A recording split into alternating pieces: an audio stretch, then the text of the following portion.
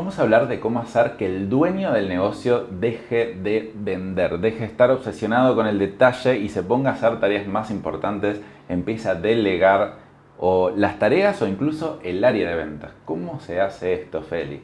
Bueno, esto es súper importante. Conozco un montón de empresas muy buenas que han crecido un montón, pero que el dueño no ha podido salir de la parte comercial porque, bueno, los clientes hablan con él, lo conocen a él, porque no logró poder delegar la metodología. Entonces, la idea en este capítulo es contar las experiencias que hemos tenido nosotros y cómo lo hemos hecho, porque ha ocurrido tanto en tu caso, cuando vos liderabas el área de ventas, que la has podido delegar, y luego cuando me tocó liderarla a mí, también la he podido delegar. Entonces podemos contar ambos casos como hicimos. La tuya fue hace mucho, no sé si te acordás más o menos. ¿Querés empezar contando un poco cómo has hecho?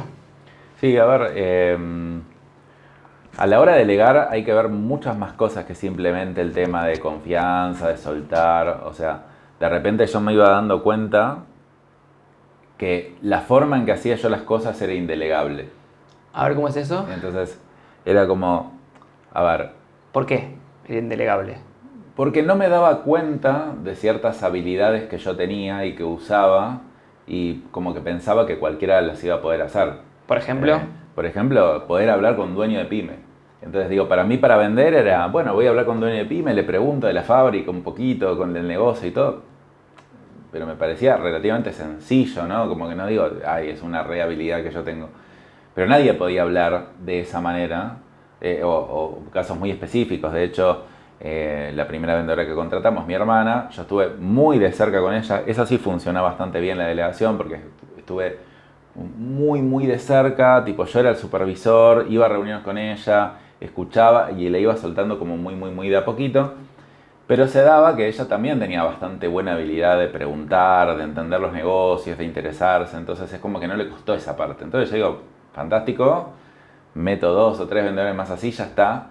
Y nunca más Nunca. me funcionó un vendedor de esa manera. Entonces, cuando yo tenía que decir, bueno, tengo que cambiar la manera en encarar la reunión de ventas.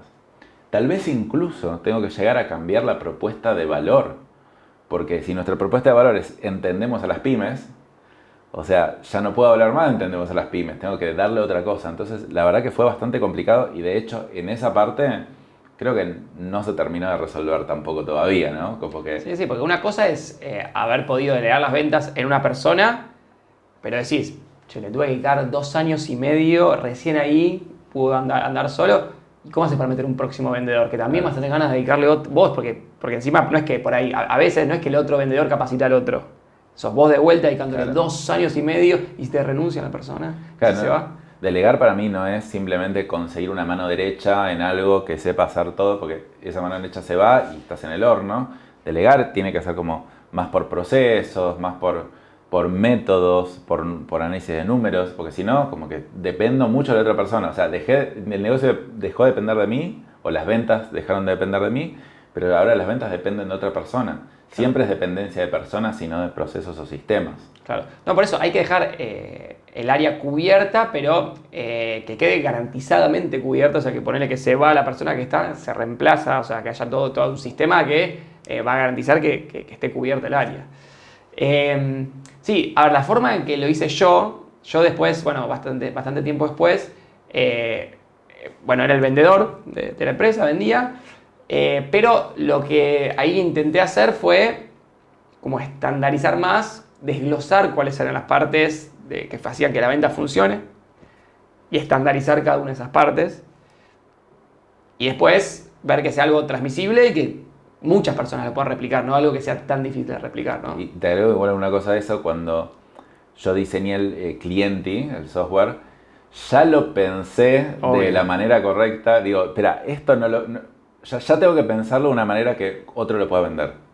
Entonces, esa parte ya estaba como medianamente resuelta, entonces te permite avanzar a las siguientes partes de delegación, Claro. que es lo que hiciste vos. Que básicamente es que no es lo mismo vender un servicio que un producto. O sea, cuando estuviste vos liderando el área de ventas, se vendió un servicio. Y el servicio hay que vender mucha confianza, armar toda una estrategia, es una parte muy humana. Vender un producto, hay que saber venderlo, pero el producto ya está vendiendo una parte muy grande por sí mismo. Aclaro que a software se le llama producto porque es como está productivizado. Pero digo, no sé, por ejemplo, yo soy un vendedor de una zapatilla. Está bien, puedo ser mejor o peor, pero también esa zapatilla, si está buenísima, vende mucho por su cuenta. Si vos sos un abogado, es muy etéreo, digamos, o sea, depende muchísimo del vendedor que está vendiendo el servicio legal, de si la persona lo va a ver como bueno o no, muchísimo. Sí. En un producto o en un software concreto, bueno, por lo menos se puede visualizar y así con cualquier producto, ¿no? Entonces, teniendo eso, de todas maneras, no es algo fácil de vender, por ejemplo, en nuestro caso, un software. Y hubo varios pasos que yo fui encargando de dejarlos estandarizados y que puedan ser transmisibles, y los paso a comentar. Uno es lo que sería, bueno, esta es la parte que armaste más vos, que es que esté muy bueno el Product Market Fit. ¿Sí? ¿Querés explicar eso vos un poco cómo es y cómo hiciste? Sí, o sea, básicamente también yo digo, a ver, ¿qué tengo que hacer? Que cualquier vendedor pueda vender y que el producto venda por sí mismo casi, ¿no? Como que diga, haga tanto match nuestra solución con una necesidad del mercado no atendida que sea obvio que el otro tiene que comprar, como la típica oferta irresistible de Alex Hormozzi, sería un poco así. Claro. Pero yo digo, tengo que diseñarlo de tal manera para que haga mucho fit. Cuanto más fit o product market fit hace el producto con el mercado, menos necesito de habilidad del vendedor para poder vender. Si un producto no hace tan fit, entonces el vendedor va a tener que ser un crack vendiendo para poder convencerlo. Entonces, este producto estuvo diseñado y la verdad que, a ver, no es que a mí se me ocurrió mágicamente, o sea, estuvo diseñado porque en verdad fue diseñado para clientes de nuestra agencia de marketing, empezó a crecer, observamos que tenía muy buena penetración, no es que yo dije, ay, ahora se me ha ocurrido un producto que tenga refit con el mercado.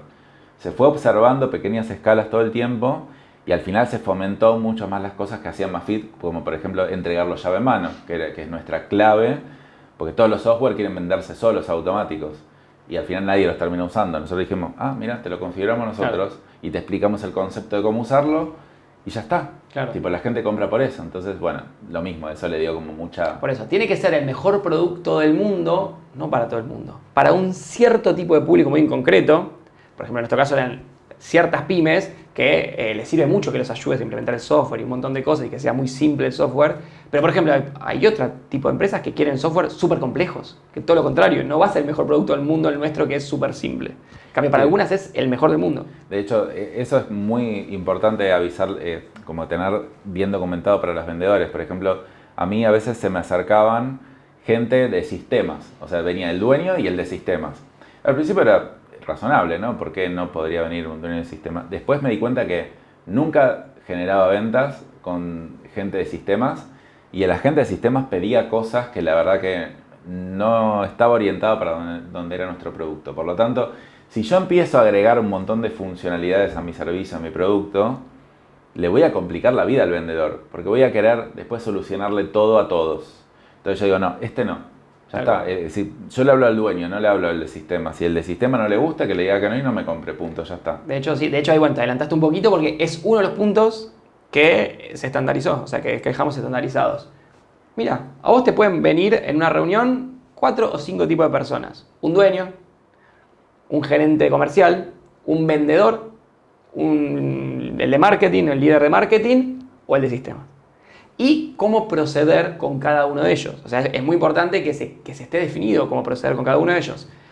Obviamente nuestro cliente ideal era el dueño, pero por ejemplo, estaba definido que si viene la persona de marketing, que en general no es decisora por sí misma, o sea, aclarando eso, el objetivo de toda la reunión no era venderle, sino lograr conseguir una reunión con el dueño, por ejemplo. Y eso está definido, porque me pasó miles de reuniones que el de marketing se iba fascinado y le preguntás qué pasó. No, se lo conté al dueño y no le gustó. Pero claro, ¿cómo se lo conté? O sea, si se lo cuenta él, mi objetivo era que no se lo cuente, el que consiga que se pueda contar yo. O el dueño me pidió que le imprima 3 presupuestos y compare, y tipo ahí no se puede explicar realmente el diferencial. Por eso. Entonces, bueno, una cosa que para mí está bueno estandarizar es, no son millones, son 3, 4, 5 tipos de cargos que te pueden venir y cómo trabajar con cada uno de ellos. Eso es una cosa que estandarizamos.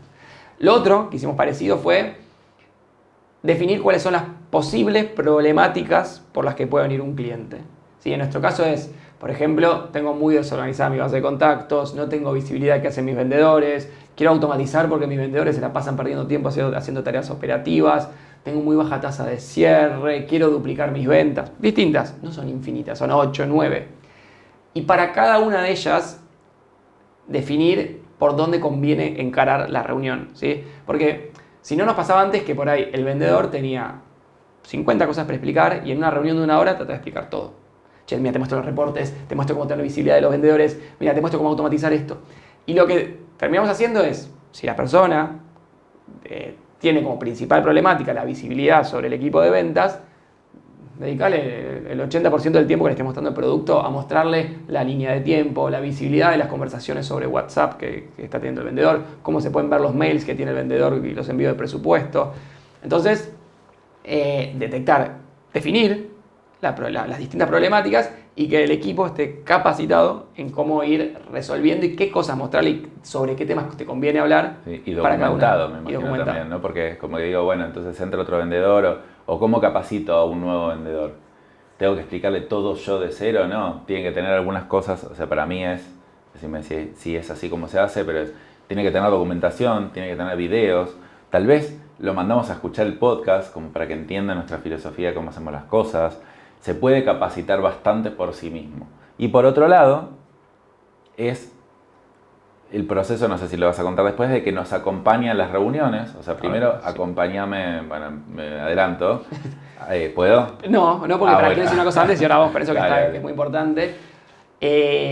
Otra cosa que estuvo muy bueno definir es material de apoyo. Ejemplo.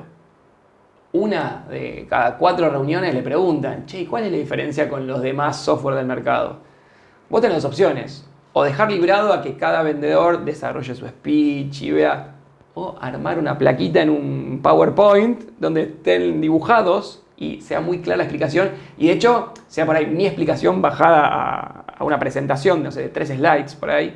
Entonces, si el vendedor llega con eso, es la forma estandarizada donde yo lo expliqué 20 veces, encontré la forma que más entendía, donde somos buenos nosotros y donde somos malos y donde, para qué tipo de empresa le conviene y para qué no. Y ya todos los vendedores de nuestra empresa van directamente con eso. Entonces, uno que prefiere tener ese material de apoyo o que ni sabe eso, sino hoy en día no sabría qué están explicando cuando les preguntan eso. Sí, aparte para defender, por ejemplo, algunos dicen, che, mira, vi otro CRM que me vale 1/3 y tiene las mismas funcionalidades. Y el otro que le puede decir, fíjate bien que te cobra por cantidad de contactos. Por lo tanto, sí te vale 1/3, pero empezás a escalar un poco en contactos y no solo te va a valer lo mismo, te va a valer más caro que el nuestro. Entonces, vos decidirás si querés empezar por ese o no, pero por lo menos le quito los sesgos a la otra persona y eso tiene que estar estandarizado. Tal cual. Entonces, eso, material de apoyo para las 8 o 10 preguntas que te hacen siempre. No lo dejes librado al azar. Y que eso ya esté definido. Sí, son siempre las mismas preguntas que te hace la gente. Es siempre igual. Tal cual. Entonces, tenemos las problemáticas, sí, tenerlas definidas. Cómo después encarar esas problemáticas, o sea, específicamente qué hay que explicarle, qué hay que mostrarle para que la persona se vaya muy conforme. El tema del material de apoyo, sí, son 2 cosas muy importantes. Te agrego un punto más. ¿Cómo tiene que ser la estructura de la reunión? Yo no quiero que cada uno lo maneje como quiera, porque yo, primero, intenté como leer mucho sobre este tema, muchos libros, y no es lo mismo. O sea, no es lo mismo si hay un vendedor que arranca la reunión y se la pasa hablando él solo toda la reunión, que si tenemos una estructura, por ejemplo, de arranco 20 minutos haciéndole preguntas, intento detectar el pain, le tiro limón en la herida. Son 2 cosas que explicamos en otro capítulo que se llama, creo que 20 técnicas de venta, así que si quieren lo pueden escuchar. Pero toda una estructura donde, bueno, después recién cuando pasó tal cosa, ahí sí le pasas a mostrar el producto. Y después cuando estás por cerrar la reunión, explícale esto, sí o sí, no te podés ir de la reunión. Entonces, definir una estructura obligatoria, no recomendada, obligatoria para tener en las reuniones es muy importante. Si no, cada vendedor es un mundo. Y no me importa que un vendedor tenga gran tasa de cierre si no cumple ese proceso. Prefiero 3 vendedores 7 puntos que un vendedor 10 puntos. Que no cumpla el proceso. El no cumple el proceso no puede estar, porque es irreplicable, porque después viene otro y no lo puede agarrar y le va mal con eso. Entonces yo digo, cada uno, obviamente, 80% procesos, 20% su impronta, pero 80% procesos. Tienen que seguirlo sí o sí. Tal cual. Otro punto de acompañamiento muy importante, y después pasamos a explicar así cómo ir implementándolo en el día a día, pero otro punto de acompañamiento muy importante es intentar sacarle la mayor cantidad de peso al vendedor y que la que venda sea la empresa. ¿Cómo nosotros hemos hecho eso? Ok, el vendedor va a tener una reunión y se va a desempeñar lo mejor posible, pero atrás hay toda una estructura de contención que se activa a partir de que el prospecto entra a nuestro sistema. Se le envía contenido, se le envía automáticamente un WhatsApp ofreciéndole este podcast para que lo vaya escuchando. Después se le manda un video de YouTube donde recomendamos un proceso de ventas básico de 13 pasos y cómo se implementa en nuestro CRM. Un montón de cosas que, la persona, por un lado, está bien, fue el vendedor el que lo asesoró y le vendió. Por el otro lado, nosotros como empresa estamos presentes con un montón de pasos y por eso es tan importante automatizarlo, porque de esa forma, vos tenés dos opciones. O lo automatizás y garantizás que le llegue al 100% de los prospectos, o bueno, le decís al vendedor, si no, che, mira este podcast, en algún momento mandáselo al cliente, recomendáselo, pero no sabés si lo va a hacer, si se lo olvidó. Y entonces, si uno lo automatiza, garantiza que tenés como paraguas para estar cubierto con todos los clientes, ¿no? Sería el vendedor que tenga un rol de facilitador y no de mago. El mago sería, mira, todo depende del vendedor. Me llegó un prospecto recontra en frío y él es el mago que lo convierte en ventas.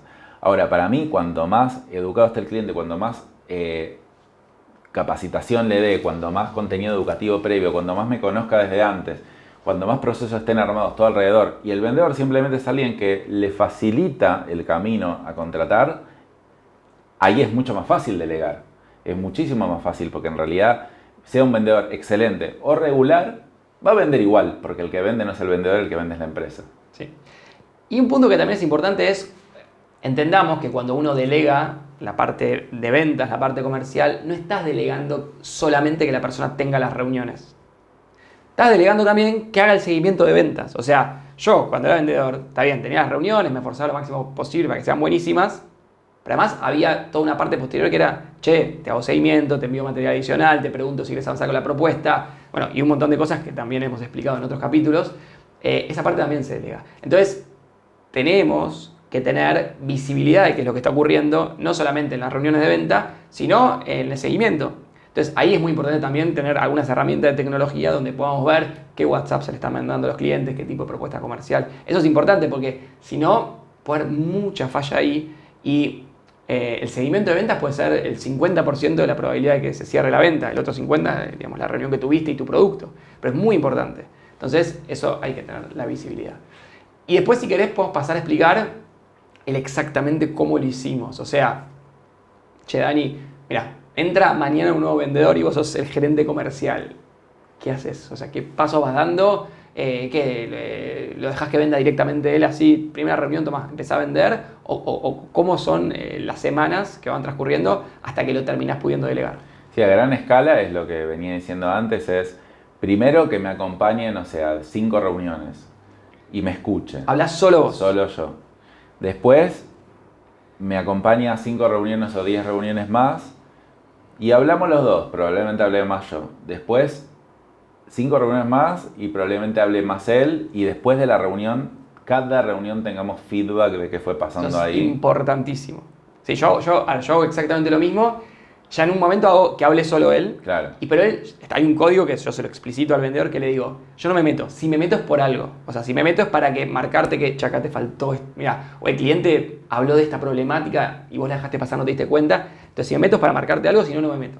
Claro. Y después, todas las reuniones de forma religiosa termina, nos quedamos hablando 10 minutos, feedback. O sea, yo cuando estoy presente en la reunión y no hablé, me la pasé anotando comentarios. Che, esta parte le explicaste muy rápido, no se entendió bien la parte de los precios.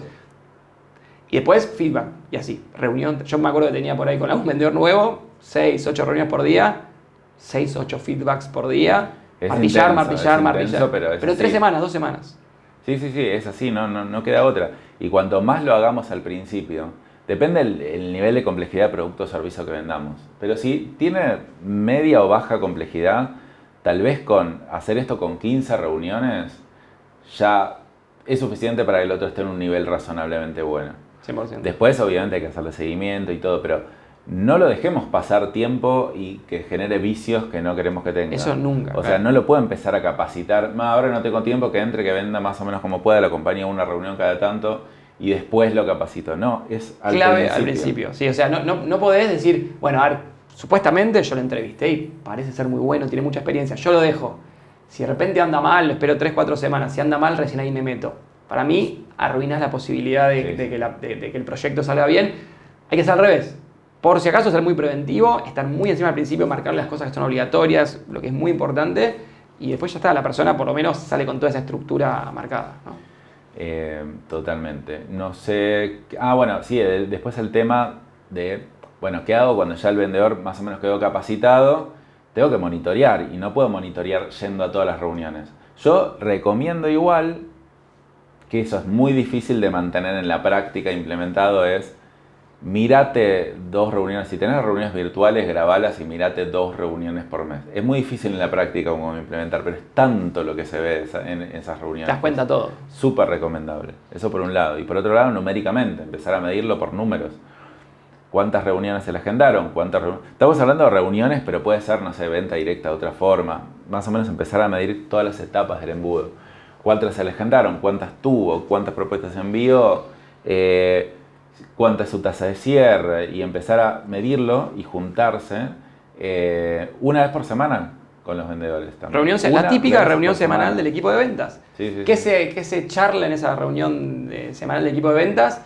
Yo, por lo menos como lo hago yo, primero se repasan los números, ¿sí? Donde hay algunas métricas muy importantes, no solamente las ventas, sino la cantidad de propuestas enviadas, la tasa de cierre que está teniendo cada vendedor. Eso por un lado. Y arrancar con los números y después ver simplemente casos que le sirva a todo el equipo. ¿Sí? Por ejemplo, bueno, tengo un cliente que sabes que me empezó a preguntar por las integraciones entre esto y esto, me di cuenta que ahí se trabó, y ahí otro explica, siempre pasa lo mismo.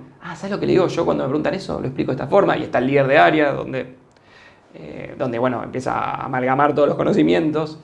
Creo que básicamente es eso, una vez que uno primero estructurar todo, como dijimos, definiendo los pain, definiendo las estructuras de las reuniones, digamos, definiendo todo lo que dijimos.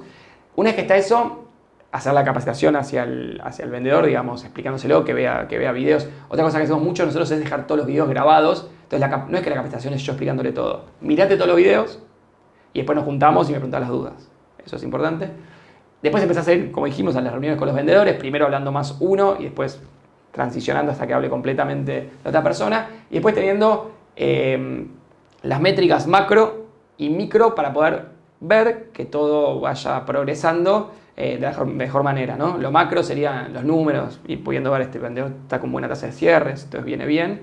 Y lo micro son estas auditorías que decías vos, que es poder 1 o 2 reuniones por mes para ver cómo viene, poder leer alguna de las conversaciones de WhatsApp que está teniendo la persona, ver qué propuestas mandó. Sí, para esto en general se necesita un software para tener todo centralizado. O sea, nosotros sí o sí necesitamos que todos los vendedores usen la misma plataforma de la misma manera, porque si no, cada uno le tengo que analizarlo de forma diferente, ¿no? Entonces voy a un reporte, bueno, nosotros usamos cliente y nuestro software para nosotros mismos, y vamos a reporte, tasa de cierre por vendedor, acciones que hizo, que no hizo, quiero leer una conversación que tuvo, la veo. Entonces como que facilita mucho la auditoría, porque si no, lo otro es, bueno, voy a tener que estar encima del vendedor todo el día y no tiene sentido. Por siempre, claro, no tiene sentido. Bueno, así que esto creo que son un poco los consejos, por lo menos para pasar de tener 0 a 1 vendedores, ¿no? Que deje de vender el dueño. Si les pareció interesante, nos lo hacen saber y podemos hacer un próximo que sea como pasar de 1 a 5, por ejemplo, que ya implica más cómo armar el rol del gerente de ventas y cómo ir multiplicando la cantidad de vendedores que tenemos en el área. Pero bueno, espero que haya sido útil por lo menos para poder hacer este primer paso. Para crecer, el dueño de negocio no puede estar metido en la operación, tiene que salirse, tiene un costo de oportunidad muy grande, puede hacer cosas que tengan mucho más impacto en la empresa que simplemente quedarse vendiendo, incluso aunque se pierda performance de corto plazo. Que se va a perder. Que se va a perder. Es altamente probable que se pierda. Así que bueno, espero que les haya gustado este episodio. Nos vemos.